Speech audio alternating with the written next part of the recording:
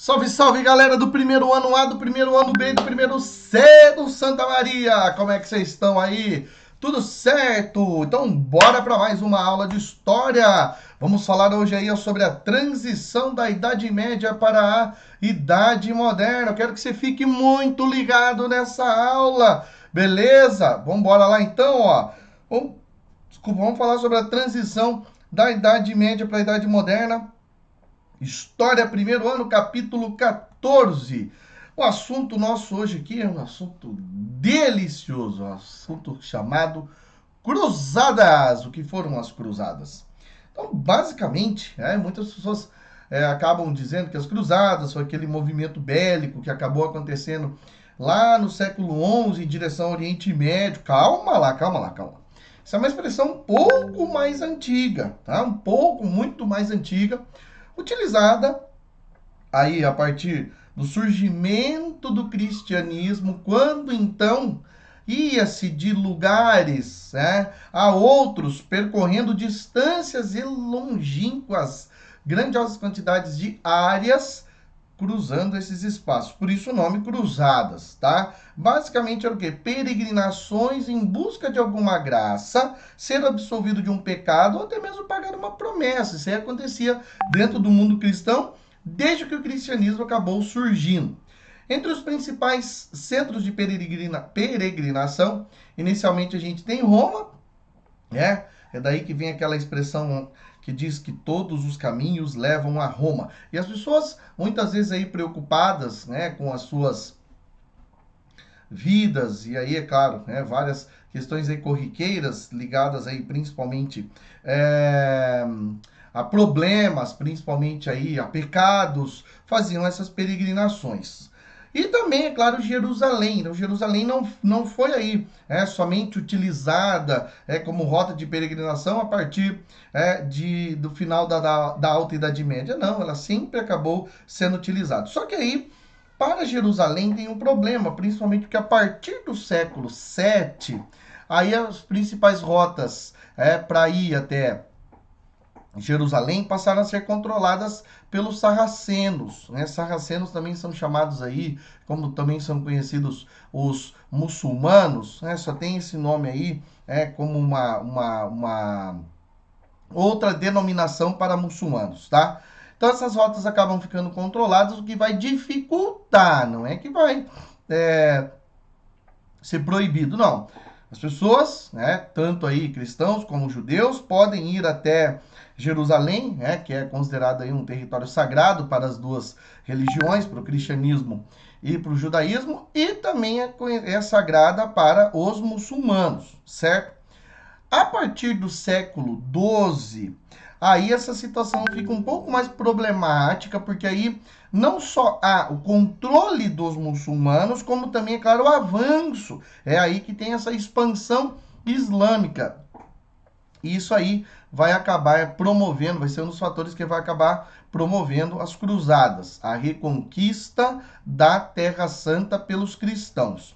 Uma outra coisa que também acaba influenciando é o cisma do Oriente, a divisão que acontece entre o Império Bizantino e a Igreja Romana, a Igreja Ocidental, por questões políticas, principalmente aí, por conta dessa dificuldade de integrar, e depois, é claro, a Igreja do Ocidente vai pretender demonstrar para a Igreja do Oriente quem é que manda, quem é que tem mais poder. Uma outra coisa que é importante também, caramba, aí parece que é só motivo para as cruzadas acontecerem. Então, durante um bom tempo, a Europa permaneceu em paz, permaneceu pacífica, digamos assim, por conta de algumas determinações que a igreja acabou criando, entre elas a paz de Deus e a trégua de Deus, Com a trégua de Deus, os cavaleiros, imagina a nobreza, imagine você a nobreza que tem aí no seu DNA o espírito guerreiro. E elas estão basicamente proibidas de guerrearem em determinados dias da semana, aqueles dias chamados de dias santos. Não, ali não pode guerrear. E também, é claro, com a paz de Deus, olha, então não pode mais guerrear daqui para frente. Então fazia muito tempo que os nobres não iam para um conflito, não iam para treta. Resultado, vai acabar motivando também a guerra, esse apreço, esse gosto pela guerra, que afinal de contas é uma atividade muito voltada a quem? Aos belatórios. A Igreja Católica também vai acabar defendendo o conflito de uma forma prática, porque para a igreja, essa é uma guerra santa, onde matar aí um infiel aproxima aquela pessoa que acabou cometendo esse homicídio, aproxima do paraíso. Olha que interessante, olha que curioso, né? Curiosa essa situação. Muito bem. Então, a gente vê então as cruzadas envolvendo, além dessas outras motivações, como o crescimento demográfico. A gente sabe que a Europa acabou crescendo grandiosamente, aí a partir do século X, do século XI, com a famosa Revolução Agrícola, o que deu uma oportunidade muito boa, né, uma oportunidade ótima aí para que a população aumentasse. Só que a população chegou a aumentar tanto que no século XI e XII tem muita gente. É o que vai acabar resultando em que, precisa encontrar um outro espaço para essas pessoas. E esse outro espaço podia ser onde? Podia ser o Oriente Médio, podia ser a Terra Santa. Outro motivo, controle de rotas comerciais. Sabemos que essa passagem aí, vinda do Mediterrâneo, passando pelo Mar Vermelho até o Oriente, era uma passagem estratégica sob o ponto de vista comercial. Mas, desde o século VII, como vocês viram aí, os muçulmanos passam a controlar algumas rotas importantes. Por isso os europeus passaram a fazer o quê? Não, nós precisamos controlar essas rotas aqui. E é claro que isso vai acabar enaltecendo esse movimento, certo? Uma outra questão aí que é muito importante é a alteração no status quo, ou status social, tá? Então, a gente sabe que muitos pais, muitas famílias, o pai tinha lá um filho, e aí aquele filho automaticamente ia herdar o título de nobreza. E se ele tivesse um segundo filho, o que ia acontecer? O primogênito é beneficiado. E o segundo filho? O segundo filho tem que fazer alguma coisa. E aí, nesse contexto, surge a guerra. Aí o cara vai falar, então eu vou pra guerra. Maravilha! Maravilha, vamos pra guerra. E o cara vai fazer o quê? Ele vai se dedicar também a ir para as cruzadas, o que já vai colocar ele em uma posição dentro da sociedade, uma posição um pouco diferente. Olha, agora ele é um oratório, veja você a vantagem, tá? Uma outra coisa que é interessante aqui é essa ideia da superioridade político-religiosa da Igreja Ocidental, que eu já falei agora há pouco aí, em relação ao cisma do Oriente, onde a Igreja ia mostrar, então, a Igreja Católica Apostólica Romana ia mostrar para a Igreja Católica Ortodoxa Grega quem era superior aí, principalmente diante da possibilidade de invasão dos muçulmanos em relação àquilo que a gente chama hoje de Turquia, aí nesse contexto, Império Bizantino. O conflito em si começa em 1096, a primeira cruzada de 8 oficiais, tá? Começa em 1096, quando o Papa Urbano convoca então a cristandade no Concílio de Clermont. Aí, é claro, a igreja passa a defender o quê? Olha, se você lutar nas cruzadas, você vai conseguir alguns benefícios espirituais. Então, milhares de pessoas falaram assim, caramba, essa é a oportunidade que eu tenho para conseguir me livrar de alguns pecadinhos, certo?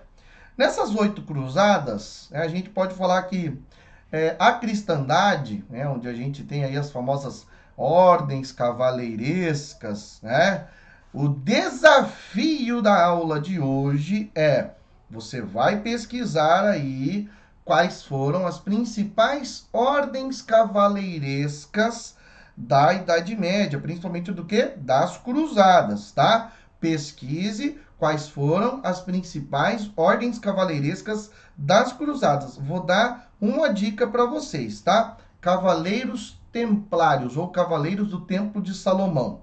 Aí você vai pesquisar, vai achar aquela imagem bacana, quero ver quem está assistindo a aula, de um universo de aproximadamente 70 estudantes, não recebi, no último desafio da última aula, não recebi 15, não postei 15 stories na quinta-feira passada. Então eu quero ver se hoje, terça-feira, quando você estiver assistindo essa aula, quero ver se você vai postar, tá? Ah, eu não quero postar, não quero. Me segue lá no Instagram, professor Thiago Pereira, vai lá, marca o Colégio CS Maria, porque tá dando muito certo, principalmente eu consigo ver, opa, isso aqui tá vendo, ó, não é para mandar para mim no WhatsApp, você vai postar direto. E aí, ó, um beijo para quem tá fazendo direitinho, porque isso mostra que o cara tá assistindo a aula, tá? Indo atrás, beleza?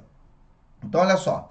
Nessas 8 cruzadas, os cristãos alcançaram parcialmente seus objetivos entre conquistar Jerusalém, mantiveram durante um certo tempo Jerusalém conquistada, criaram alguns outros territórios e potentados aí no Oriente Médio, que de uma certa maneira para muitos daqueles que na Europa não teriam nenhuma terra, não teria nenhuma terra, ali no Oriente Médio passaram a ter. Só que aí, é claro, como resultado da última cruzada, os cristãos têm que dar tchau ao Oriente Médio, porque quem vai conseguir com uma maior dedicação religiosa e também, é claro, a um fervor bélico, vai ser os muçulmanos e eles vão acabar dominando. Resultado, não foi de todo assim perdido, esses conflitos.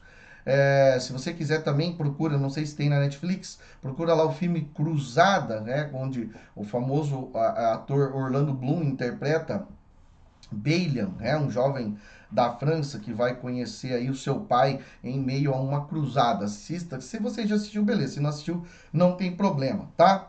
Mas um resultado interessante é que isso abriu as portas para o produtivo intercâmbio comercial e cultural com o Oriente, fazendo com que, principalmente, em relação às atividades comerciais, a partir do século 13 em diante, 13 também, é claro, 14, 15, 16, essa atividade comercial fosse intensa. Além também de aproximar e influenciar culturalmente a Europa. Lembra, nós estamos falando aí do que? Da transação. O nome desse capítulo aí é